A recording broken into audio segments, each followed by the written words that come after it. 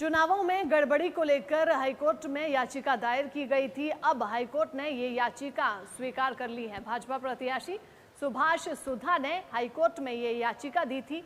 अब फिलहाल ईवीएम को स्ट्रांग रूम में रखा गया है। सुभाष सुधा ने कई गंभीर आरोप अन्य प्रत्याशियों पर जड़े हैं। खासतौर पर उन्होंने ये कहा कि फेक वोट के माध्यम से यहां पर जीत हासिल की गई है। थानेसर विधानसभा चुनाव में गड़बड़ को लेकर उच्च न्यायालय में याचिका स्वीकार हो गई है। याचिका के चलते थानेसर विधानसभा की ईवीएम फिलहाल स्ट्रांग रूम में रहेंगी। भाजपा प्रत्याशी सुभाष सुधा द्वारा दायर की गई याचिका के चलते ये फैसला लिया गया है।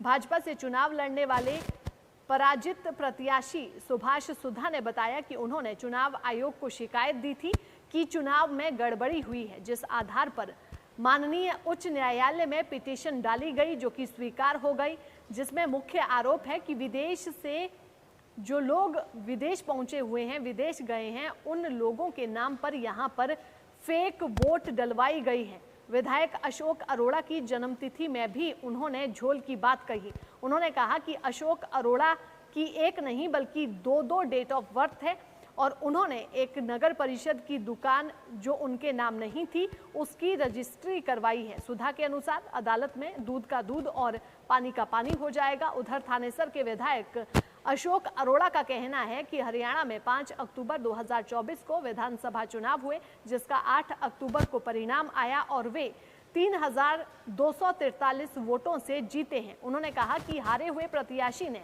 उच्च न्यायालय में याचिका दायर की है, जिस बारे में उन्हें अदालत में तलब किया है। जो भी नियमानुसार जवाब है वो दिया जाएगा। उन्होंने भी अदालत के फैसले पर पूरा भरोसा जताया है। क्या कुछ सुभाष सुधा और अशोक अरोड़ा ने कहा, सुनिए। एक रिट पिटीशन डाली थी, इलेक्शन पिटीशन डाली थी, जिसके तहत इलेक्शन के समय पर हमने उसको चुनाव आयुक्त स्टेट को लिखा था कि इसके अंदर इस प्रकार से इलेक्शन के अंदर ये गड़बड़ी हो रही है।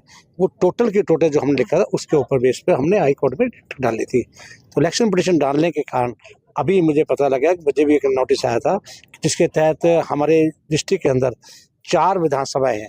3 जो विधानसभाओं की है जो ईवीएम मशीनें थी वो हमने उनके लॉक रूम में उन्होंने भेज दी है।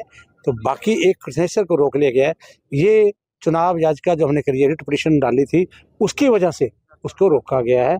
उसके ऊपर हाई कोर्ट का जो भी निर्णय होगा वो सबके लिए मान्य होगा। इस प्रकार से था कि देखिए, जो विदेशों में कुछ लोग गए हुए थे उनकी वोटें डाल दी गई है एनआरआई की। तो एनआरआई की जो वोटें जो विदेशों में गए थे वो विदेशों में रह रहे हैं और उनकी वोटें यहाँ डल गई।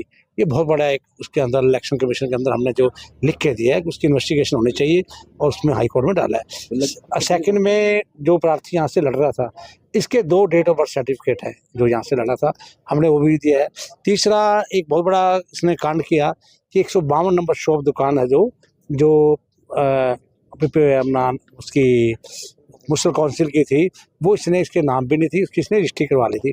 बहुत सी चीज़ें और भी हैं, वो समय आने पर मैं आपको बताऊंगा। जो है इलेक्शन कमीशन अधिकारी है, उसने अभी थानेसर की विधानसभा की जो अभी ईवीएम मशीन है उनको रोका है, बाकी सबको लॉक रूम में भेजा है। हमें कंफर्मेशन हुई बहुत से लोग जो बाहर गए हुए थे एनआरआई, उनकी वोट भी डल गई है।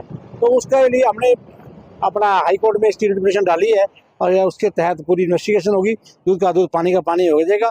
हाई कोर्ट जो भी हमारा आदमी हाई कोर्ट फैसला लेगा हम सबको मानेगा। प्रजातंत्र है, प्रजातंत्र के अंदर हमें रिट पिटीशन डालने का पूरा अधिकार था, हमने डाला है और फिगर ऑफ फैक्ट से दाता हमने डाली है।